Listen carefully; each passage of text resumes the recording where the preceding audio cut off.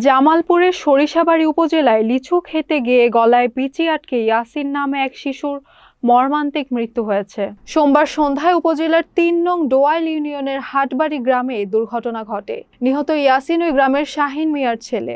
নিহতের পরিবার ও হাসপাতাল সূত্রে জানা গেছে, নিজ বাড়িতে বসে লিচু খাওয়ার সময় হঠাৎ একটি আস্ত লিচু ইয়াসিনের গলায় আটকে যায়। এতে সে শ্বাসকষ্টে গুরুতর অসুস্থ হয়ে পড়লে পরিবারের লোকজন দ্রুত তাকে উদ্ধার করে সরিষাবাড়ী উপজেলা স্বাস্থ্য কমপ্লেক্সে নিয়ে যান। সেখানে কর্তব্যরত চিকিৎসক তাকে মৃত ঘোষণা করেন। উপজেলা স্বাস্থ্য ও পরিবার পরিকল্পনা কর্মকর্তা ডাক্তার দেবাশিস রাজবংশী ঘটনার সত্যতা নিশ্চিত করেছেন।